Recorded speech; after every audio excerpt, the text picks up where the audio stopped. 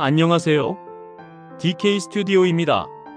오늘은 많은 분들이 걱정하고 계신, 그리고 실제로도 시기를 놓치면 시력에 큰 영향을 주는 백내장 수술, 도대체 언제 받아야 하나요? 이 질문에 대해 자세히 이야기해 보려 합니다.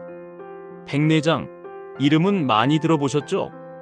눈 안의 수정체, 즉 카메라 렌즈 같은 역할을 하는 그 부위가 혼탁해지는 현상입니다.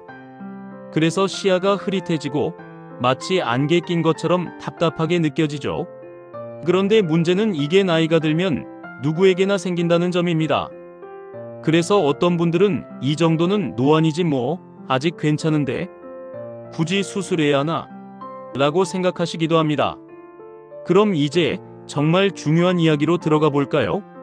첫 번째, 증상이 있다고 무조건 수술은 아닙니다. 백내장은 초기에는 시력 저하가 아주 미세하게 진행되기 때문에 안경이나 돋보기로 어느 정도 조절이 가능한 경우도 많습니다. 그래서 백내장이 있다고 진단받았다고 해서 당장 수술할 필요는 없습니다.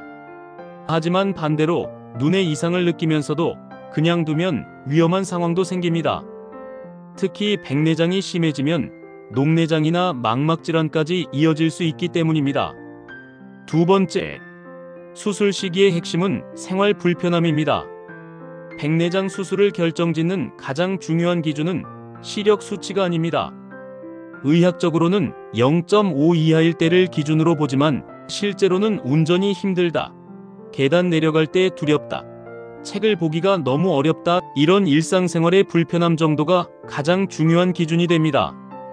예를 들어 시력이 0.6이라도 어두운 곳에서 빛 번짐이 심하고 밤길 운전이 힘들다면 수술을 고려해 볼 수 있습니다.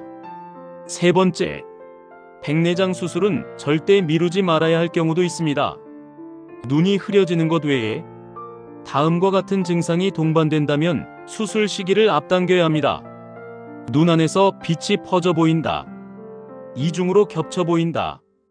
밝은 곳에서도 글자가 안 보인다. 사물이 누렇게 보인다. 반대쪽 눈으로 보아도 시력이 안 나온다. 특히 기존의 망막 질환, 당뇨 망막병증, 녹내장 등이 있는 분들은 백내장이 동반되면 병이 더 빨리 진행될 수 있습니다. 이런 경우에는 전문의와 빠른 상담이 꼭 필요합니다. 네 번째, 수술을 너무 늦추면 어떤 일이 생길까요? 간혹 아직 수술이 무섭다, 좀 더 기다려보자 하시다가 백내장이 너무 딱딱하게 굳어져서 수술 자체가 더 어려워지는 경우가 있습니다.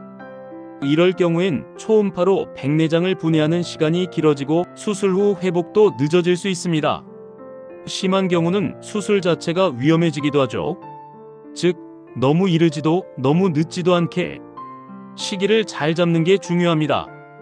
다섯 번째, 백내장 수술, 요즘은 어떻게 하나요?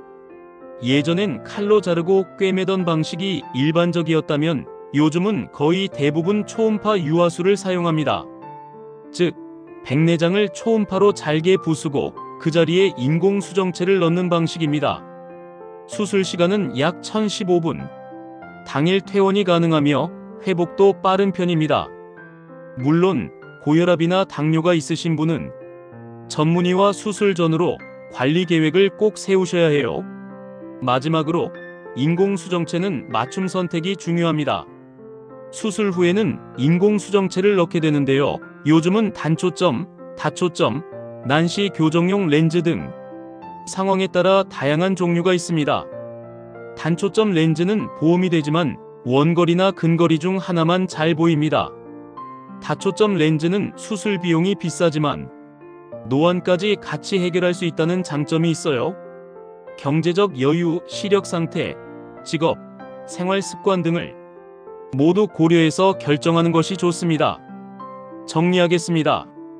백내장 수술은 증상이 경미하면 기다릴 수 있고 일상의 불편함이 시작되면 고려해야 하며 증상이 심각하거나 다른 안과 질환이 있으면 빠르게 결정해야 합니다. 혼자 고민하지 마시고 정기적으로 시력 검사를 받으며 안과 전문의와 상담을 통해 적절한 시기를 판단하시면 됩니다. 지금까지 DK 스튜디오였습니다. 눈 건강, 절대 놓치지 마세요. 다음 시간에 또 뵙겠습니다.